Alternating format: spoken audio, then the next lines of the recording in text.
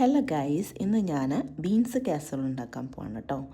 Condensed cream of mushroom soup 3 cans, condensed cream of celery soup 3 cans, 2 cans of mushrooms, 2 packets of French fried onions, beef stock 1 cup, half 1 cup, blanched beans 2 pounds or 1 kilogram.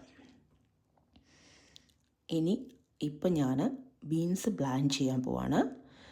Water boil ചെയ്തിട്ട് cut and cleaned beans ഇടുക. മീൻ വയൽ നമുക്ക് watery product mushroom വെച്ചിട്ട് mix ചെയ്യാം. അപ്പോൾ എല്ലാം കൂടെ mix ചെയ്യുക. ഉപ്പുണ്ടോ എന്ന് നോക്കണം.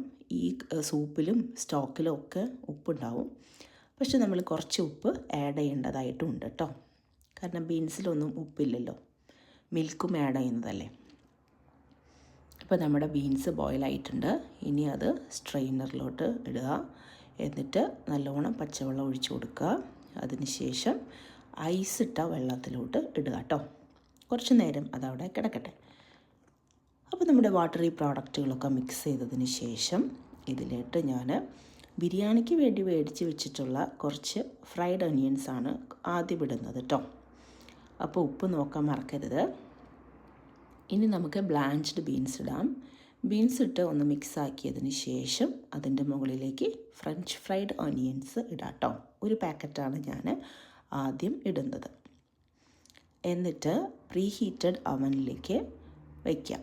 350 ഡിഗ്രി 350 ഡിഗ്രിയിലാണ് കേട്ടോ ഞാൻ പ്രീ ഹീറ്റ് ചെയ്തിരിക്കുന്നത്. അപ്പോൾ ചൂടും 350 തന്നെയായിരിക്കും നമ്മൾ ബേക്ക് ചെയ്യാൻ പോകുന്നത്. ബേക്ക് ചെയ്തതിന് ശേഷം അതിൻ്റെ മുകളിലോട്ട് 1 ടീസ്പൂൺ കുരുമുളക് പൊടി ഒന്ന് തൂവി കൊടുക്കാം കേട്ടോ. ഇത് താങ്ക്സ് ഗിവിങ്ങിന് വേണ്ടി സ്പെഷ്യലായിട്ട് ഉണ്ടാക്കുന്ന ഡിഷാണ്. എനിക്കിത് ഭയങ്കര ഇഷ്ടമായതുകൊണ്ട് തന്നെ എപ്പോൾ പോട്ട്ലക്ക് മെനു വന്നാലും ഞാൻ ഈ ഐറ്റമാണ് എടുക്കാറ്. ഇത് നന്നായി ഉണ്ടാക്കണം എന്നെനിക്ക് ഭയങ്കര ഒരു ആഗ്രഹമാണ്. അപ്പം നിങ്ങൾക്കും പറ്റുവാണെങ്കിൽ ഒന്ന് ഉണ്ടാക്കി നോക്കണം കേട്ടോ. നിങ്ങളുണ്ടാക്കുമ്പോൾ ചെറിയ ക്വാണ്ടിറ്റിയിൽ ഉണ്ടാക്കിയാൽ മതിയാവുമല്ലോ. അപ്പോൾ എല്ലാം കുറച്ചീശ മതി കേട്ടോ. Thanks for watching.